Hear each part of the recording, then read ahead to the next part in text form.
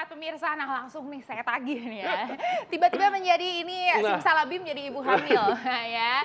Gimana nih dok, kalau misalnya ibu hamil cara bernafasnya mengaturnya? Silakan dok. Aku aja yang ini ya, aku udah berpengalaman ya. Dia duduk aja tegak banget, ibu hamil nggak bisa kayak gitu ya. Nih gini, ibu hamil harus duduk, nempel ya kan dok ke belakang, terus kayak gitu nyandang, harus relax nomor 1 ya. Terus gimana dok? Kemudian kita mengatur nafas ya, yang penting biasanya kalau hamil apalagi mau melahirkan kita tuh gampang panik ya. Ini udah perut berasa, gimana nih nafasnya? Nah, yang penting atur nafas, atur nafasnya dengan kita menarik nafas melalui hidung, kemudian membuang nafas melalui mulut dengan mulut mencucu, waktunya lebih lama 1:2 ya. Coba kita praktekkan. Silakan dok. Ibu, nah saat ini hamil, harus dilepas kan jadi hamil ya. Iya, ikatnya lepas. Ini juga harus lepas nih. Kan kalau misalnya ikat pinggang itu ibu hamil nggak mungkin juga pakai ikat pinggang ya. Oke, gimana dok? Kita mesti rileks ya untuk latihannya. Coba kita atur nafasnya, tarik nafas melalui hidung, buang nafas melalui mulut, mencucu. Ini mesti perlahan dok ya. Nah untuk posisi perutnya itu gimana? Ya, Ibu. Relax aja.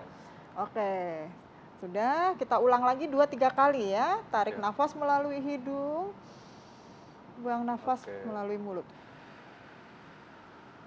Ini berapa kali dok lakukannya? Sebenarnya sih ini kalau kita lagi panik bisa dilakukan sering ya gitu. Jadi ini juga latihan nafas yang penting untuk saat kita serangan asma mendadak gitu ya. Jadi misalnya lagi ini tiba-tiba dalam posisi berdiri kita juga bisa lakukan.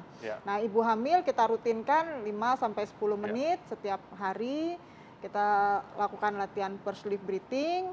Tadi tujuannya karena untuk kontrol nafas, sebenarnya lebih ke lajunya. Jadi pelan-pelan memang kita supaya bernafasnya lebih pelan.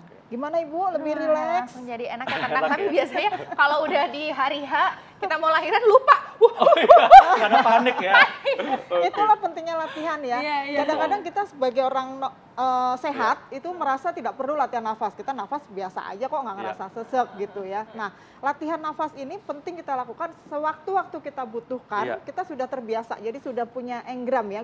Otak kita tuh sudah otomatis akan melakukan itu. Itulah pentingnya latihan buat ibu hamil sebelum dia fase melahirkan. Jadi kita nggak akan ajarin pas lagi mau pembukaan gitu. Udah nggak mungkin, Jadi nggak bisa. otomatis dok ya. Nah, jujur dok, selain latihan nafas, apakah ada olahraga yang membantu untuk meningkatkan kesehatan paru? Ya, kalau untuk orang sehat tadi ya, kita sering melakukan latihan aerobik ya, latihan yang kita waktunya minimal 20-30 menit dengan intensitas yang moderate. Nah, itu selain untuk tadi otot-otot besar di dalam tubuh kita, itu juga kardio respirasinya akan terlatih.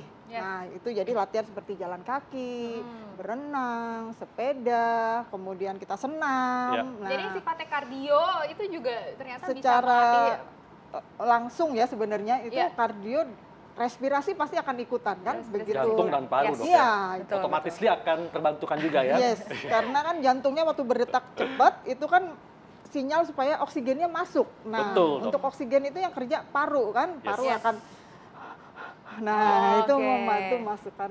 Nah, ini tadi udah ibu hamil udah, untuk orang sehat udah. Nah, sekarang juga kalau misalnya tips, kita minta tips kalian untuk orang sehat dan juga orang yang mungkin udah punya kondisi tertentu di paru-parunya.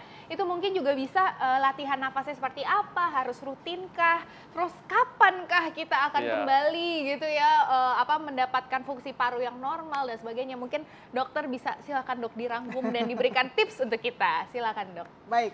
Jadi kalau untuk yang sudah menderita gangguan pernafasan, di sini kita mesti latih pernafasannya. Tentu sebelumnya konsultasi dulu ke dokter ya, karena regimen untuk latihan ini juga bagian dari obat. Jadi kita mesti melakukan pemeriksaan dulu. Kayak tadi olahraga kardionya. Untuk orang sakit tentu nggak bisa langsung 30 menit digeber gitu ya. Jadi kita akan lakukan pemeriksaan terlebih dahulu. Uji fungsi namanya, 6-minute walking test. Di situ kita akan mengetahui berapa sih dia kemampuannya untuk olahraga rutin gitu ya. Setelah itu latihan pernafasannya.